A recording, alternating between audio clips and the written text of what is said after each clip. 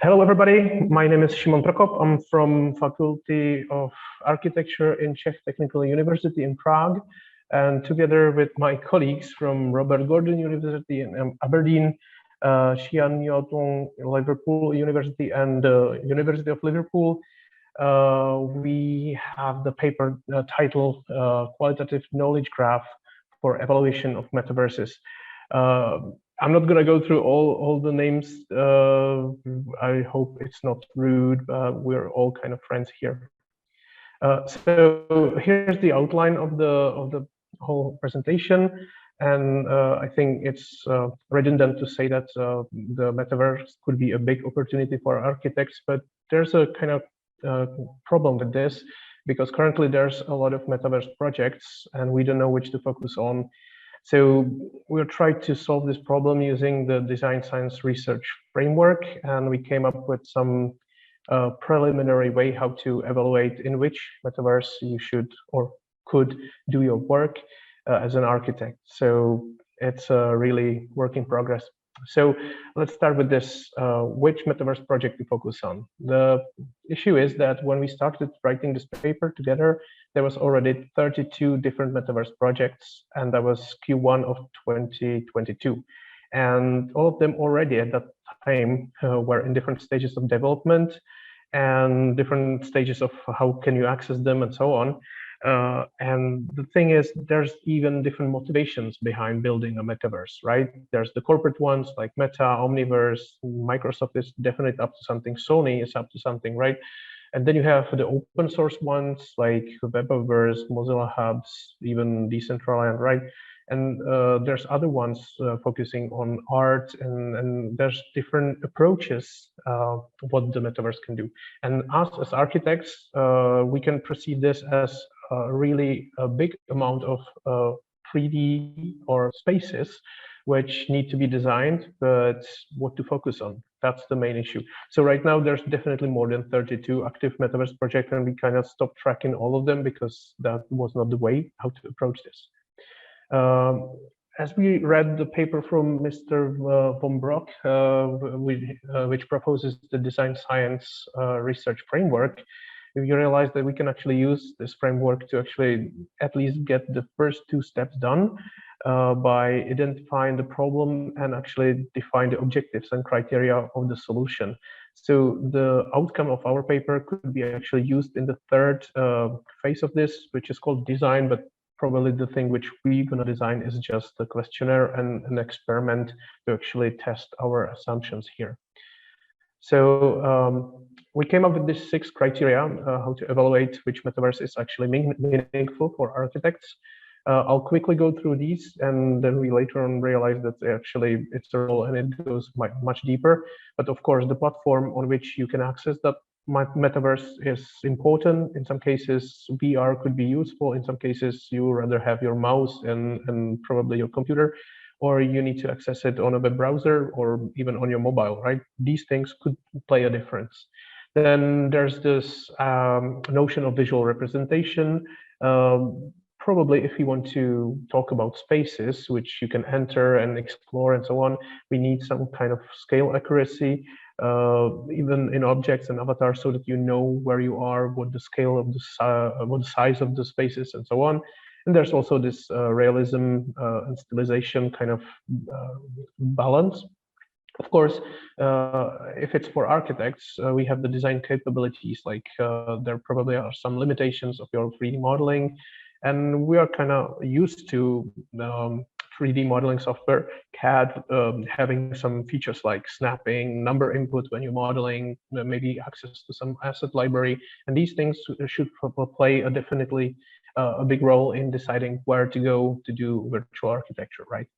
So another one we defined was the level of gamification, because some of the metaverses are probably right now easier described as a game, and probably they have some kind of mandatory rules which would force you to actually, run away from some monsters or something, which is probably not useful when you want to show a piece of architecture to your client or something. So the fact if there's absence of theme, or if you're forced to do something like in a space, could actually play a role as well. Another topic and a big criteria we picked is blockchain integration, because we believe proper metaverse needs to use blockchain in order to have immutable recording of what's going on, which ties to economic incentives of the participants, even ownership and governance. And the last one we named user experience because, frankly, if we look at the architecture scope right now, everybody is happy to learn one CAD software and go with it. But learning, the all of crypto could be actually a big bottleneck for this. So not in the end, but right now we can imagine scoring every single metaverse on these six like criteria, give them scores, and be easy, then it will be easy to compare which one is more suitable for us, which one probably not. Yeah, but we are not at this stage. So as we started doing the criteria, we first, just made a table and perceived it as a simple table data. But quickly we realized that there has to be some kind of importance weight on each of those sub criteria. And then you would weight that score, which is being assigned to that one sub criteria. So maybe like having a mobile app is not so important as having standalone like PC app, right? And to be honest, those are just suggested weights. We really want to measure these using community. I'll get to that in the end. So that's one thing. And then we started suggesting. So how much is this important? And it was just a discussion between the authors, and this is suggested weights, and we need to kind of validate those. So in terms of this realism scale, it gets sometimes hard to quantify such a thing, because in some use cases you're totally okay with having voxels to represent your space.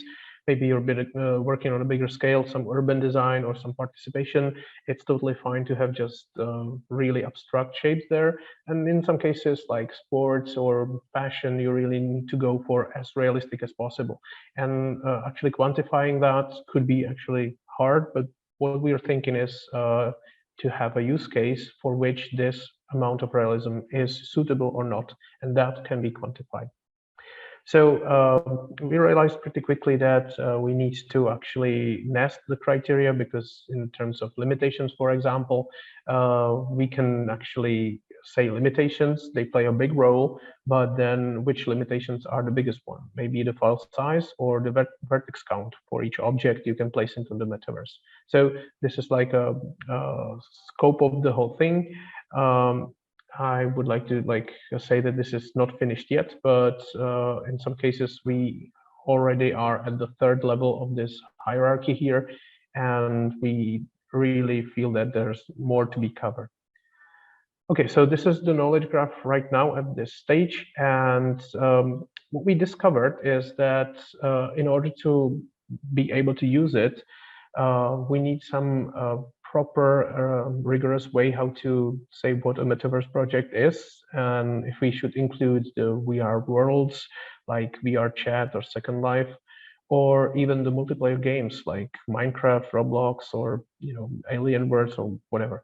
So this kind of makes it a little bit harder, but once we are able to understand this is a metaverse ambition project, we can include it to actually rate it in here.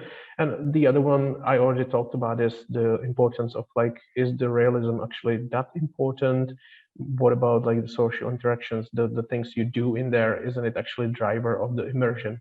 So that's another thing, and we believe that Mavers Network and the continuation of that from Mr. Kultamaris could be actually source of how to actually solve such a thing.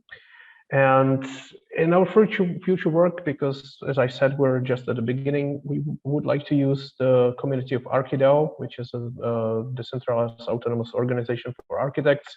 We recently overcame 500 on our Discord, and those are actually all crypto enthusiasts, metaverse enthusiasts, and we would like to give them a task to go explore one of the metaverses and actually validate the suggested weights propose their own, and also use that validated weight to actually rate the metaverse they went to.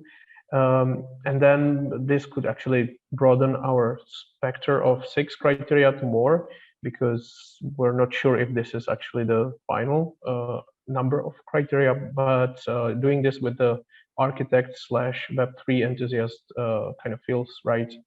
So this is where we're at, and I really thank you for your attention, and I will answer